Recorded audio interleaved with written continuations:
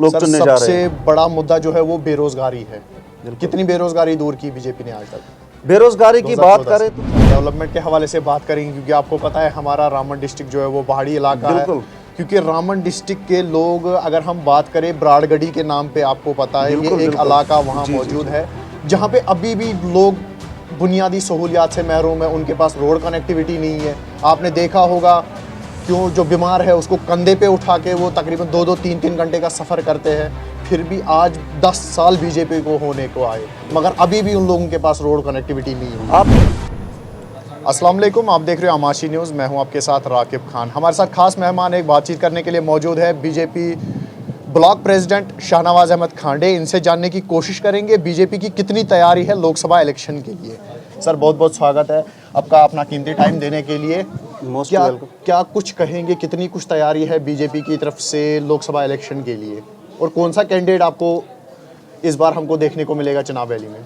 Most welcome Khan साहब, आपकी channel करो आपका, क्योंकि आप वक्तन फवक्तन जो भी लोगों की आवाज़ है उसको उजागर करने की कोशिश करते हो, और इससे एक वाहिद ये जो सोशल मीडिया जिससे लोगों को लाभ मिलता है, इसके लिए मैं आपका वेलकम करता हूँ। जैसे आपने कहा कि लोकसभा की जो तैयारियां हैं, जोश खरोश से तैयारियां हो रही है। हमारे मीटिंग, आप जैसे हमारी यहाँ पे हमारी मीटिंग थी, जो बूथ प्रेसिडेंट हमारे हैं यहाँ ब्लॉक के लेवल पे, जो बूथ प्रेसिडेंट थे, शक्ति के अंदर इंचार्ज थे, उसी के बारे में हमारे यहाँ पे मीटिंग थी।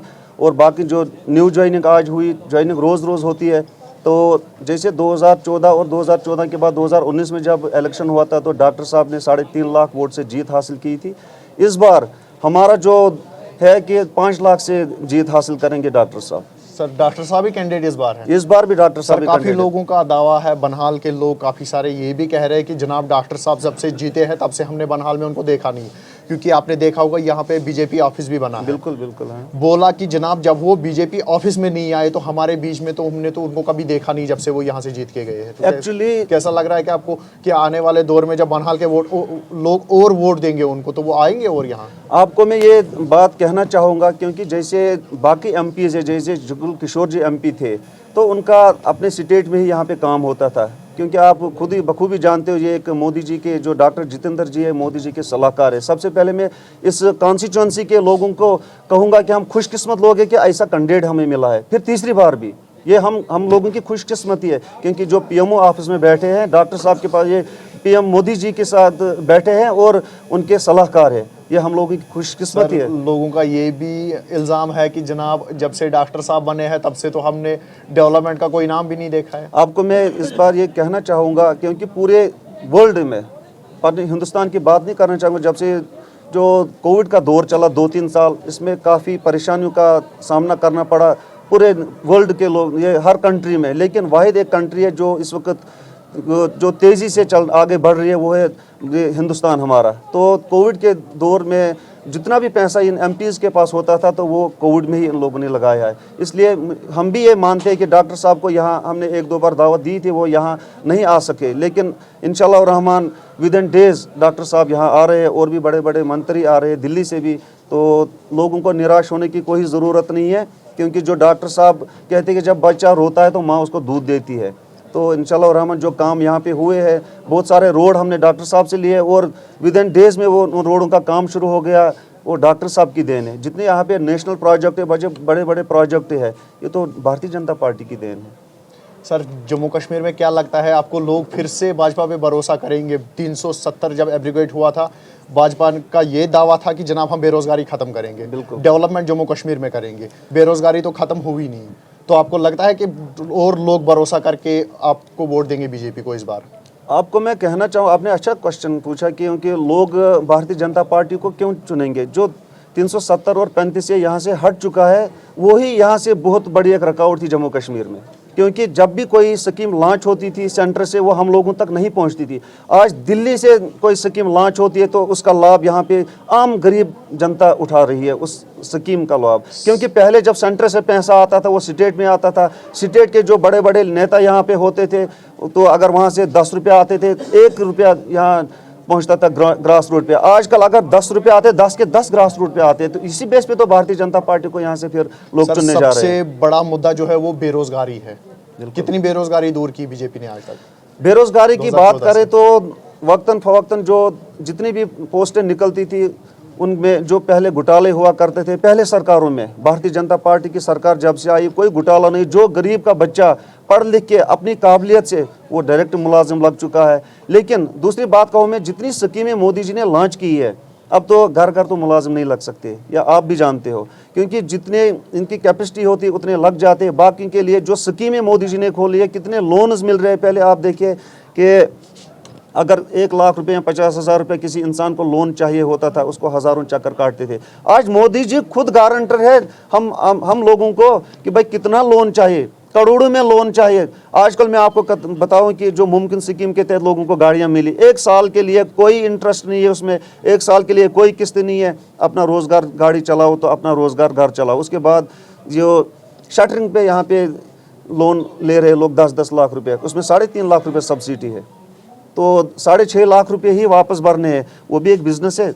हम लोगों को, जो पिछले सरकार है उन लोगों ने हम लोगों को ज़्यादा से ज़्यादा बस यही रुपया 10,000 लाख के मोहताज रखा था जो भी लीडर थे। लेकिन जो मोदी जी की सरकार आई है, इसकी जो सोच है, ये कहता है कि अपने टांगों पे खड़े जाओ, अपना बिजनेस खुद शुरू करो, किसी का मोहताज नहीं रहो। और जितना लोन मिल रहा है करोड़ों के हिसाब से इस वक्त स्कीमें हैं जो लोगों को मिल रहे हैं, यूथ को मिल रहे हैं। हमारी जो बहनें हैं जिन्हें सेल्फ ग्रुप चला रहे हैं, उनको आप देखिए कितना बेनिफिट हो रहा है। इसके साथ साथ में जो विश्वकर्मा स्कीम लॉन्च की है मोदी जी ने, उसमें 18 कैटेगरीज के लोग आ रहे हैं। आप देखिए, अगर किसी इंसान से हम 1 लाख रुपया ले लेंगे उधार, तो वो पहले तो देगा ही नहीं, बोलेगा ये गरीब बंदा है बेचारा, एक गरीब है, कहाँ से उधार देगा। सबसे पहले उसको 5 दिन की ट्रेनिंग है। 5 दिन की ट्रेनिंग में उसको 500-500 रुपया पूरी दिहाड़ी मिलेगी, 25-2,500 रुपया मिलेगा। उसके साथ में उसको 15,000 की किट मिलेगी, चाहे वो नाई होगा, चाहे वो दूसरा क्या बोलते हैं उसको, कारपेंटर होगा, टेलर होगा, जो उसको वहाँ पे सीख मिलेगी। उसके बाद देखिए, अगर वो उसको 1 लाख रुपये का लोन मिलेगा, उसमें अपने दुकान वो चला सकता है, उसमें अपने दुकान को डेकोरेट कर सकता है, किराया दे सकता है। लेकिन किसी को देना कुछ नहीं, रुपया 1,000 करके वापस किस्त भरनी है। ये मोदी जी की स्कीम है। सर, डेवलपमेंट के हवाले से बात करेंगे, क्योंकि आपको पता है हमारा रामबन डिस्ट्रिक्ट जो है वो पहाड़ी इलाका है। क्योंकि रामबन डिस्ट्रिक्ट के लोग, अगर हम बात करें ब्राड़गढ़ी के नाम पे, आपको पता है ये एक इलाका वहाँ मौजूद है जहाँ पे अभी भी लोग बुनियादी सहूलियात से महरूम है। उनके पास रोड कनेक्टिविटी नहीं है। आपने देखा होगा, क्यों जो बीमार है उसको कंधे पे उठा के वो तकरीबन 2-2, 3-3 घंटे का सफ़र करते हैं। फिर भी आज 10 साल बीजेपी को होने को आए, मगर अभी भी उन लोगों के पास रोड कनेक्टिविटी नहीं हुई। आपकी बात से मैं सहमत हूँ। आप मुझे बताइए, खुदारा अपने दिल पे हाथ रख के, क्योंकि आप बड़े बड़े नेताओं के इंटरव्यूज़ लेते हैं, इस बनिहाल कॉन्स्टिट्यूंसी की मैं बात करूँ, खड़ी से लेकर बनिहाल तक कितनी पंचायतें? 36 पंचायतें हैं। सरपंच कितने हैं भारतीय जनता पार्टी के? वाहिद एक में चुन के गया हूँ, यहाँ से 2 होंगे, एक ही में चुन के गया हूँ। भारतीय जनता पार्टी के नाम पे मैं डोलीगाम से जीत के गया हूँ सरपंच। बाकी किन पार्टियों के सरपंच और पंच बने थे? अदर पार्टियों के। वो क्या कहते थे इनको, भाई भारतीय जनता पार्टी में मत जाओ। अरे भाई, भारतीय जनता पार्टी ने नारा दिया, सबका साथ, सबका विकास और सबका विश्वास। सब मिलजुल कर एक होकर लोगों के काम करो। यहाँ पे मैं अपने मंडल से ये कहना चाहता हूँ, डोलीगाम इलाके में आप आइए, कभी मेरे पंचायत का, मेरे इलाके का दौरा कीजिए। 4 चांद लगाए मैंने इलाके में, और सर्कुलर रोड बनाए है। क्योंकि लोगों की एक ताकत होती है वोट। एक हो गया सपोर्ट, दूसरा एक हो गया क्योंकि मैं एक सिलेक्टेड नहीं है, हम इलेक्टेड थे, हम वोट से जीते थे और भारतीय जनता पार्टी से जीत के आए थे। जो ये एक सरपंच और पंच जब नुमाइंदा हम चुन के भेजते हैं, इसको रूलिंग पार्टी से जुड़ना चाहिए। मेरी गुजारिश रहेगी, आम जितने भी लोग हैं, जब भी कोई रूलिंग पार्टी से बाहर जो लोग होते हैं, उनके पास कुछ नहीं होता। ये डिफ्यूज़ ट्रांसफार्म के नाम से जाने जाते, जो डिफ्यूज़ ट्रांसफार्म, उसका अगर 100 तारे भी 100 कनेक्शन लगाएंगे, क्योंकि डिफ्यूज़ है, उसके पास लाइट ही नहीं है। अगर कोई लाइट चलने वाला ट्रांसफार्म, उसमें हम 4 तारे लगाएंगे, अगर 100 kV का ट्रांसफार्म होगा, अगर 100 घर के 110 भी चला सकते, क्यों थोड़ी थोड़ी लाइट तो मिल सकेगी ना। यही है सरकार, ये भारतीय जनता पार्टी की सरकार है। मैं आपको कहूँगा, क्योंकि जो हमने नुमाइंदे चुन के आए थे, मैं भी एक सरपंच था, तो सरपंच के नाते मैं ये कहना चाहता हूँ, जितने भी यहाँ बनिहाल के अंदर सरपंच थे, तो इन लोगों ने किनारा किया भारतीय जनता पार्टी से। ये भारतीय जनता पार्टी के साथ नहीं जुड़े थे, क्योंकि अगर इनको काम करना था, ये क्यों नहीं इन्होंने, जब हमने यहाँ अपने बनिहाल में रोड बनाए, डोली गांव में बनाए, चंचलों में बनाए, उन लोगों से, आप मेरे बगैर चंचलों के लोगों से इंटरव्यू ले लीजिए कि भाई आप लोगों को रोड किसने दिया। तो इन लोगों के लिए हमने लड़ाई कोई नहीं लड़ी। सिर्फ इस भारतीय जनता पार्टी में एक कानून कायदा है, मैं मंडल प्रधान हूँ, यहाँ से एक लेटर बनती है, वही डिस्ट्रिक्ट में जाती है, वो फिर यहाँ जम्मू में हेड ऑफिस जाती है और तुरंत कार्रवाई होती है और काम होते हैं लोगों के। और मेरी गुजारिश रहेगी आम लोगों से, भारतीय जनता पार्टी को इस बार जहाँ जितने भी पोलिंग बूथ है यहाँ से लीड मिलनी चाहिए और भारतीय जनता पार्टी की सरकार फिर आने वाली है। निराश होने की कोई ज़रूरत नहीं। जितने भी आप थोड़े बहुत जो काम रुके पड़े हैं वो भी फाइनल हो जाएंगे। और मैं तमाम आवाम का आपके माध्यम से इस चैनल से शुक्रिया अदा करता हूँ और आप